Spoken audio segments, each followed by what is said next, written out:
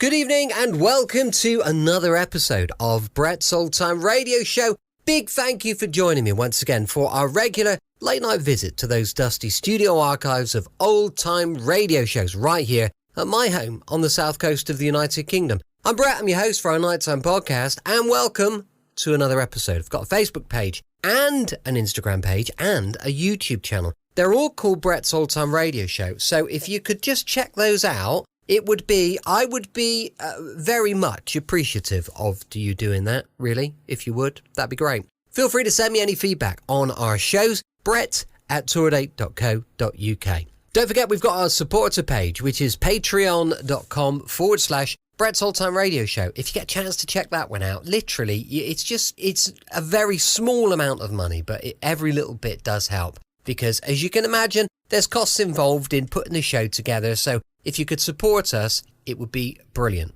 Also, please do make sure you subscribe and like our podcasts. If you can leave a little positive comment, that would be great as well. You should know that we've got a new episode that does go live every day at 5 p.m. UK time. With it being a Saturday, it's time for our latest episode of Yours Truly, Johnny Dollar. This was first broadcast on the 4th of September 1949. It's called The Expiring Nickels and the Egyptian Jackpot. I always say if you take a trip halfway around the world, you've got to expect you'll get your ticket punched.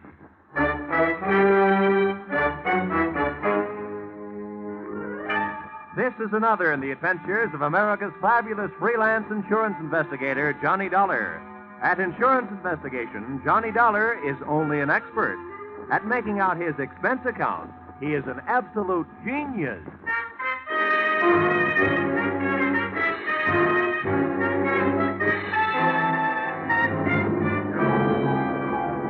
Expense account submitted by Special Investigator Johnny Dollar to the Constant Sun Trading Company, Cairo, Egypt. And may I say, this is an unexpected pleasure. The one thing I didn't expect to bump into during this case was somebody to pay the bill. It started out being my answer to a fire alarm rung 12,000 miles away by an old wartime friend. It wound up being a game of who gets killed first, with a bunch of guys who suddenly declared themselves a small peacetime war. The difference of opinion arose over a little hassle I might call the expiring nickels and the Egyptian jackpot. Expense account, item 1, $2,200. Air transportation from little old Connecticut to big old French Indochina, or specifically Hartford to Halfpenny. That's where I got off the plane to take a breather. But after smelling the air and getting hit in the face with a bucket full of lukewarm raindrops, I got right on another plane bound for my destination, where I'd been summoned by an urgent cable, Calcutta.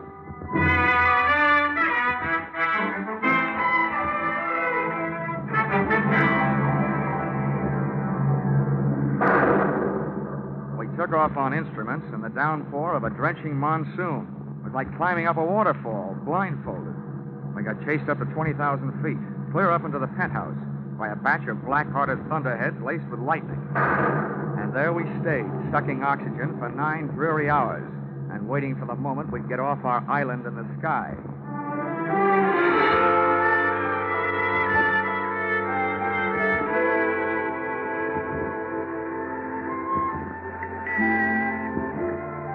Expense account, item 2, 3 rupees.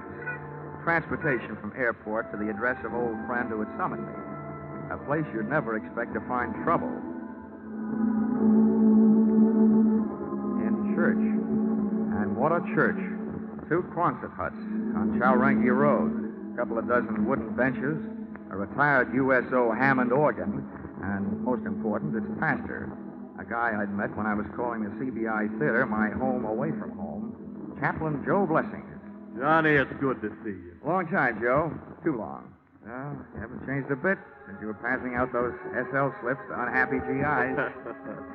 So you did decide to stay out here after all. Yeah, I decided the East Indian brand of soul needed a little more saving than the kind I used to know back in Magnolia, Tennessee. Now, come on in the office, Johnny. It was good of you to come right over. You must be wondering why you did. Well, your cable did start to worry you too, Joe. You know, know, when an ex-soldier gets the trouble call from a chaplain, something's really wrong. What's up? Sit down. Johnny, tell me, how'd you like to do some work in my department? Wait a minute. I wouldn't know where to start. I'm asking you to save a man's soul and to save another man's life while you're doing it. Why me, Joe? Why did I ask you to come all the way from Hartford, Connecticut? Well, Johnny, the ways are devious. There wasn't time for me to do anything else. Huh? If I'd gone through the proper channels here, if I'd become involved with all the inevitable red tape, well, there just wasn't time. Johnny, there's a man in Cairo waiting to be executed at dawn day after tomorrow for a murder he didn't commit. And here in Calcutta is a man who not only witnessed that crime, but has in his possession the evidence that can save that man from swinging. Uh-huh. Now, who is this man on the flying rope end? Lionel Brooke Nichols. He's the president of a vast enterprise called the Constant Sun Trading Company. Now, Johnny, I wasn't ignoring the fact that you work for a living. I'm sure that if you're successful, you can name your own price. This is not a colloquialism, Johnny, but Mr. Brooke Nichols has nothing but money. I didn't realize that such big men got into such big trouble. Oh, he didn't get into it all by himself. Huh? Oh, no. No, this particular big man had the bad luck to have a fun-loving cousin who'd like to see him out of the way, and the faster the better. Name of? Miles Atkinson. He must be some sort of big wheel in the Egyptian government. That's all I know about him. Except that to gain control of the Constant Sun Company, he would move heaven and earth to see Brooke Nichols dead. Well, I don't care what he does with the earth, but I guess I can't stand by and let him mess around with your heaven. Now, let's get down to cases. What about this dude here in Calcutta, the witness with the evidence? Well, his name's William Briggs. He's a very sick man, Johnny. Mm-hmm. Knowing that he might die soon, and it looks like he might. He's had a sudden rush of conscience to the mouth. He wants to talk. Evidently, he's decided that since it's too late to save his body, he'd better do a quick job on his soul. And I nurse him to Cairo, is that it? No. I'm sending a young assistant of mine who'll take that job off your hands. I think you'll like him, Johnny.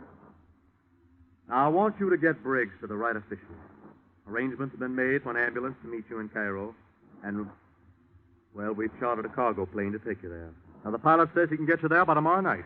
Well, I spent so much time in the air getting here that it shouldn't make any difference, but why a cargo plane? Why not a passenger plane? They have nice soft seats.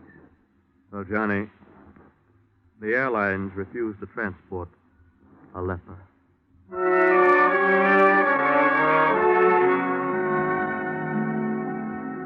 Heaven sure has some good salesmen on the road, and Chaplain Joe Blessings is one of the best. Before I knew it, a big Horizons Unlimited plane was lifting off the runway at Calcutta, and I was in it. Sitting on a suitcase, it looked like I'd never have time to unpack.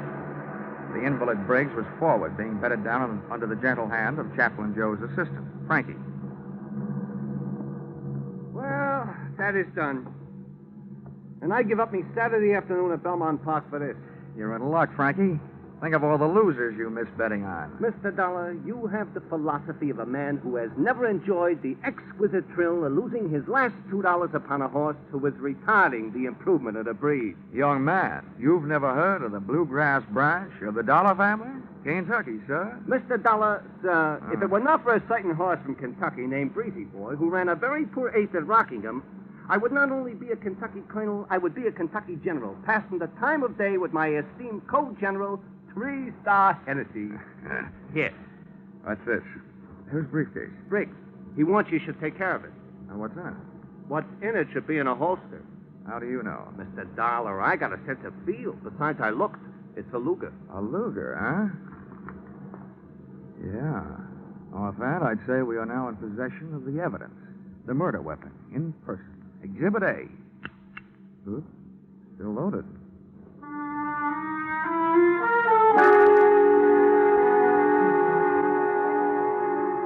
With Exhibit A making an arsenal out of my right coat pocket, we touched wheels at Bombay for 3 hours and fuel, and then hiked back up for the run across the Arabian Sea.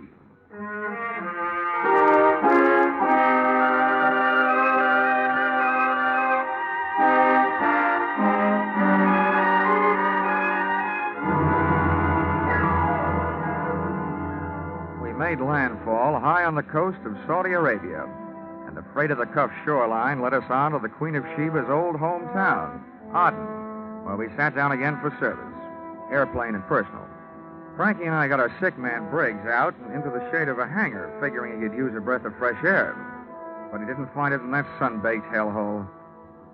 The grubby little ground crew burned up 4 valuable hours, taking their own unsweet time servicing the ship. That left us just 8 hours to get Briggs and his evidence up to Cairo, and left me almost enough time to save Mr. Brooke Nichols from taking the rope ride. Estimated time of arrival, midnight. Time of execution, 6 a.m. And I've learned that British officials are hard to wake up.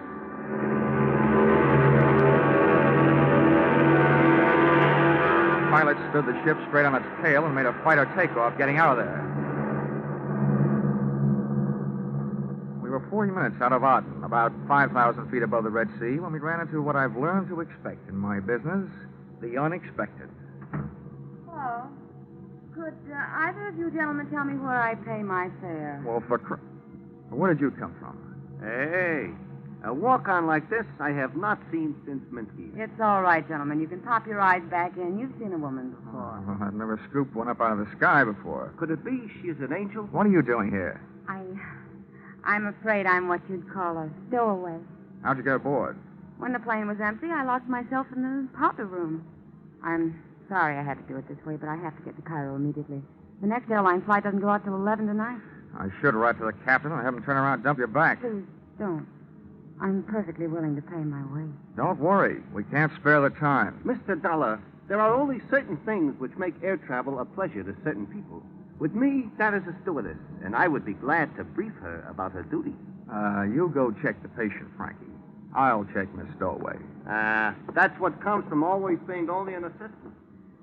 I noticed that poor man on the stretcher when you took him out. Who is he? Never mind. What's your name? Fate Fabian.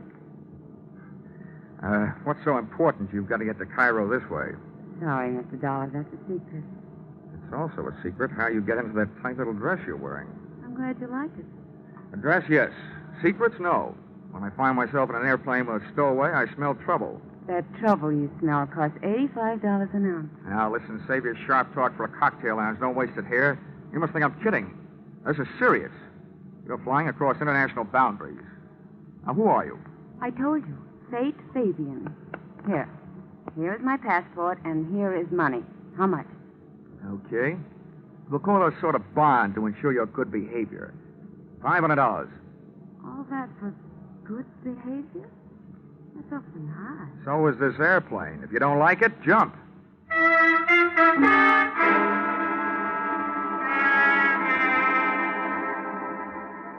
She didn't jump.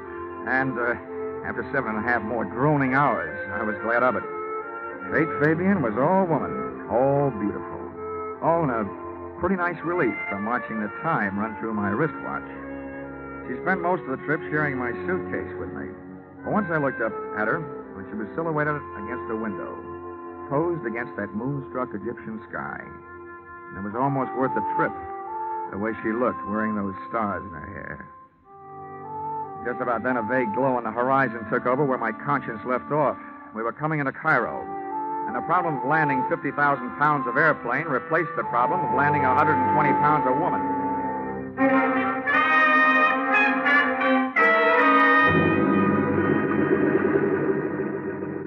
I've never learned how to hold back a sigh of relief when I hear those big tires take a hold on the runway. And I sighed another one when I saw an ambulance standing by at the parking ramp. By the time the loading platform was pushed into place and the door opened, the ambulance was backed up, ready to receive Briggs. Oh, are you the chap bringing a Mr. Briggs in from Calcutta? Yeah, that's right. Never mind a stretcher. He's on one. Oh, right, sir. We'll fetch him off then. Come along, Roscoe. Come in. You all ready to go, Frankie? Mr. Dollar, watch your language. That is not the thing to say about Mr. Briggs. But he will look at home in that ambulance. Now then. Oh, congratulations upon the trip, Governor. Thanks. Take the other end, Roscoe. We'll hoist the poor chap out of it. All right, here we go now. Hey, I'd better check with the pilot, Frankie. Give these guys a hand, will you? They may need it getting down that ramp. Anything that moves me toward the end of this is a pleasure. Easy now. You want me to help lifting him in? Hey, Mr. Dollar, these guys ain't just plain ambulance drivers.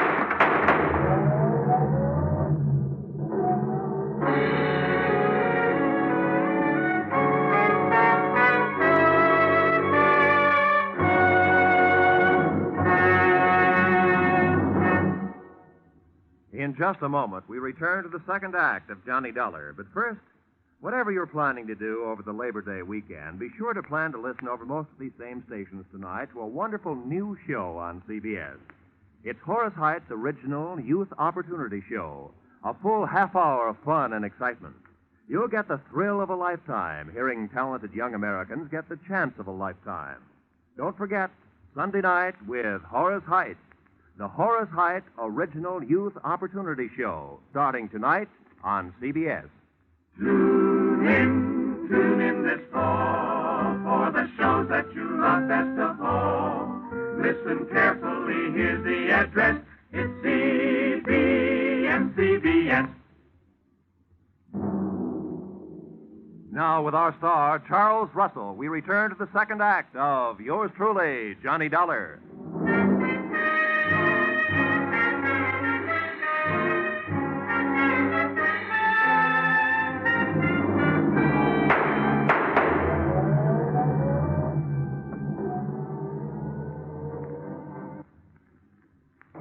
I had made 4 steps toward the cockpit when I heard Frankie yell, and a half a step back toward the door when I heard the shots.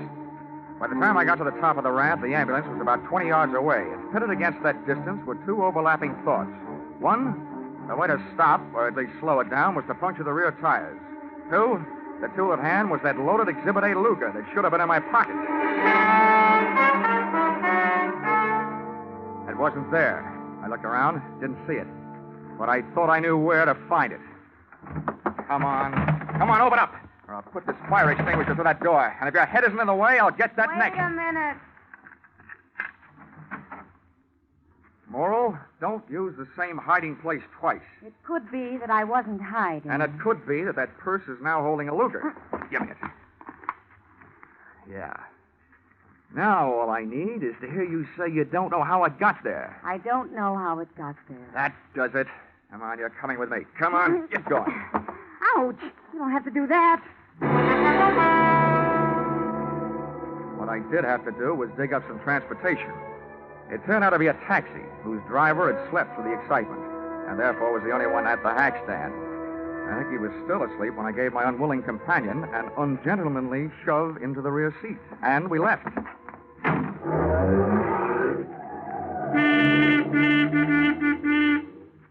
Nobody in full control of their faculties could drive the way he did. He knew he had a horn, but somebody had forgotten to tell him about brakes. All I had to go on was the direction in which that ambulance had taken off, straight toward Cairo. So that's where we went, straight toward Cairo. Come on, whatever your name is, sit up and start your story. My name is Faith Fabian. Well, I couldn't be less interested. What I want to know is where those friends of yours take Briggs and Frankie. I have no friends. I can believe that. Whatever those thugs are, where are they? I don't know what you're talking about. Now, don't be coy. You and those mugs in that ambulance add up, that's all. Doesn't take any brains to figure out what you're all working for the same guy. What same guy? Miles Atkinson. The guy that's trying to keep witness Briggs and his evidence from saving Brooke Nichols from hanging about 5.5 hours from now. You're being stupid. Maybe so. All I know is somebody got away with a witness, and I find the evidence sharing your purse with your eyebrow I found pencil. it on the plane. Somebody must have dropped Oh, it. don't give me that. You can probably recite the serial number. Okay. You wanted the murder weapon? I'm going to be a real nice guy, just long enough to give it to you. And then I'm going to give you to the police. They have a nice little game they play with combinations like that.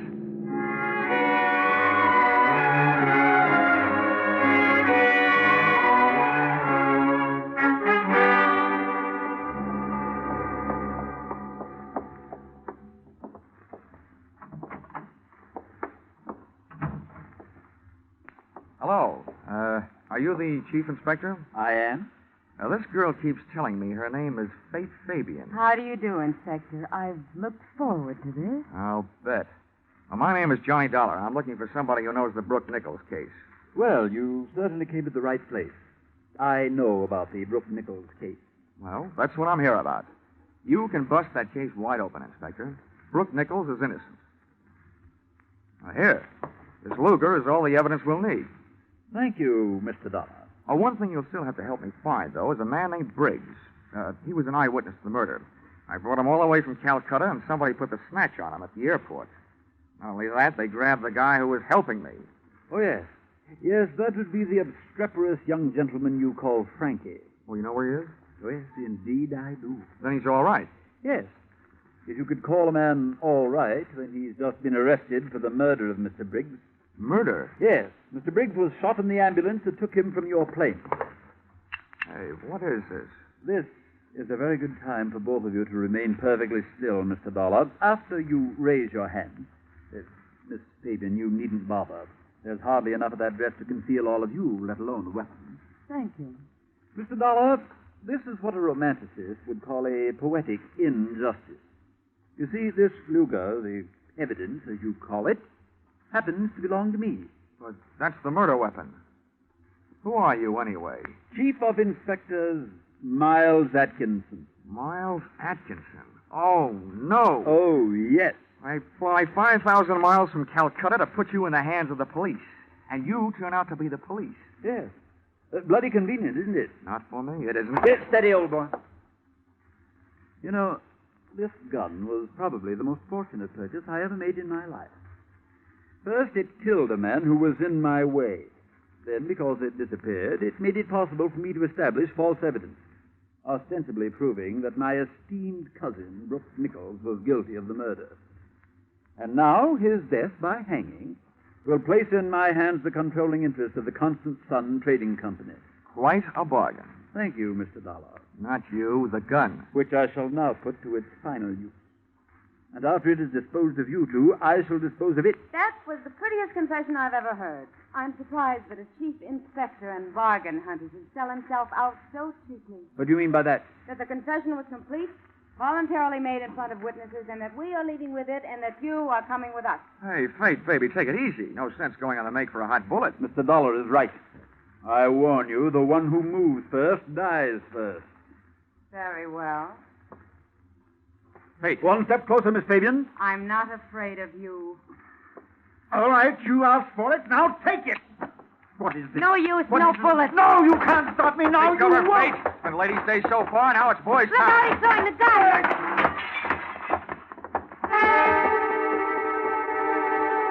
He did throw the gun, but not at me. At the single light fixture in the middle of the ceiling. And when that went out, so did Atkinson. Out through the door.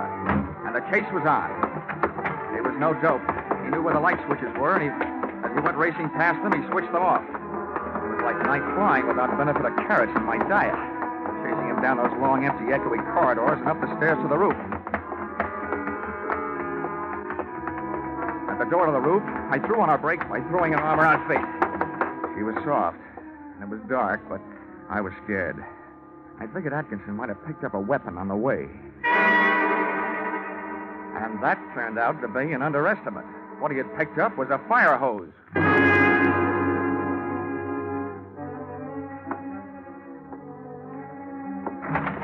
When we stepped through the door, we got hit by a big fat bolt of liquid lightning.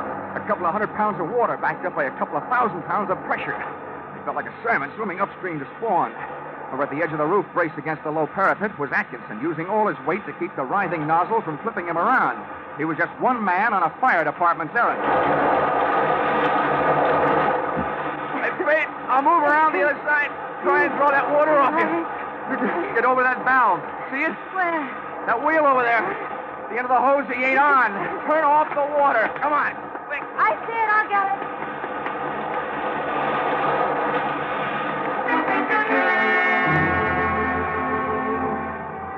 Instead of dropping away to a dribble, the hose suddenly snapped its muscle up to its hardest as a driving surge of water went through it.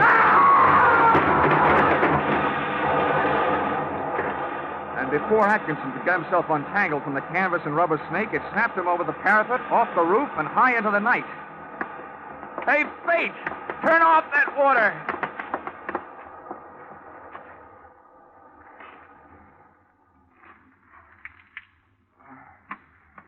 What happened?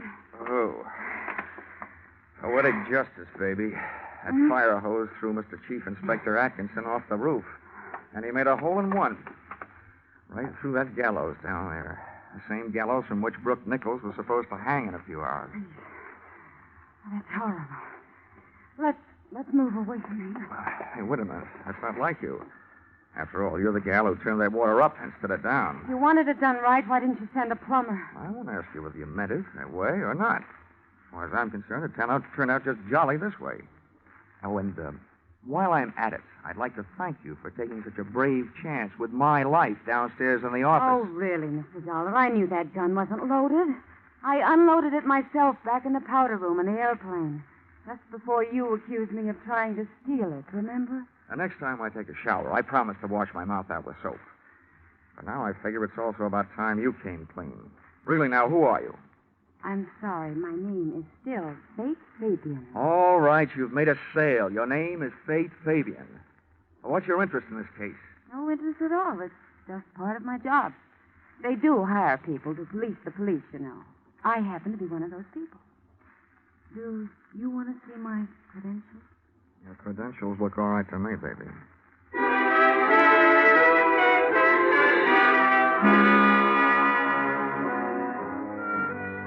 We got off the subject, off the roof, and into the problem of getting Brooke Nichols off the end of a rope. After going through those motions, and that gal made all the motions, including retrieving young Frankie from the pokey, I kissed Fate Fabian goodbye, just for luck. And receiving no interest on that investment, we headed back to the airfield.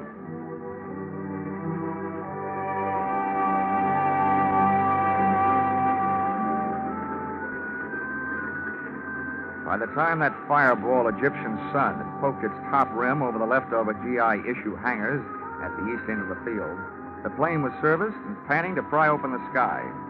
Came the time to board ship, came a visitor. I say, oh, boy. Is Mr. Dollar about? Yeah, about right here. Oh, splendid, splendid. I'm Lionel Brooke Nichols. Congratulations. I suppose you know you saved my life. Yeah, with a lot of help, yeah. Well, I should like to make it up to you somehow. Is there anything I can do? Well, besides paying my expenses. Oh, naturally. Send your chit to the Constant Sun Trading Company. You'll be paid post-haste. But beyond that. Well, could do something for the guy who got me out here. Back in Calcutta, I have an old army buddy named Chaplain Joe Blessings. He runs a church. Oh, splendid. Perhaps I could donate a stained glass window or anything you suggest. Did you say anything? Yes, anything. Okay. Well, look, Chaplain Joe Blessings doesn't need a stained glass window because he hasn't got any place to put it. What he does need is a new church, a real one with steeples and all that. Oh. All right, then. Very well. Done.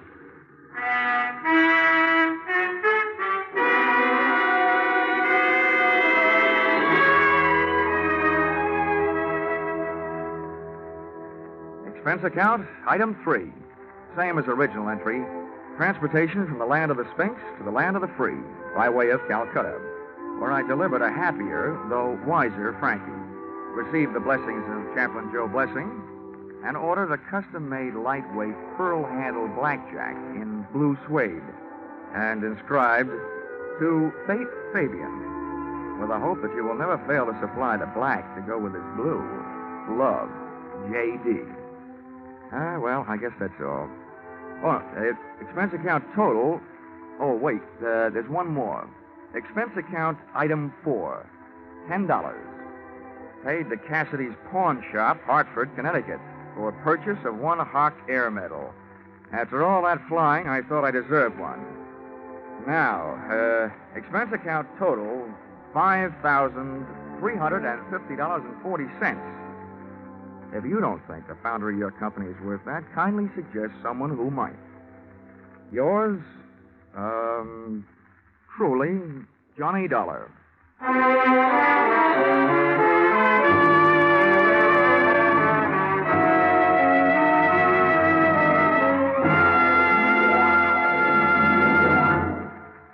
Yours truly, Johnny Dollar, was produced and directed by Gordon T. Hughes and stars Charles Russell, with script by Paul Dudley and Gil Dowd. Featured in the cast were Georgia Ellis, Jack Edwards, Parley Bear, and Paul Dubov. The special music is written and conducted by Leith Stevens.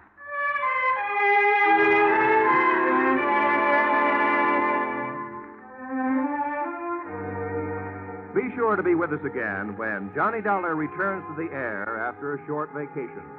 Listen on Saturday, October 1st, when another most unusual expense account is handed in by Yours truly, Johnny Dollar.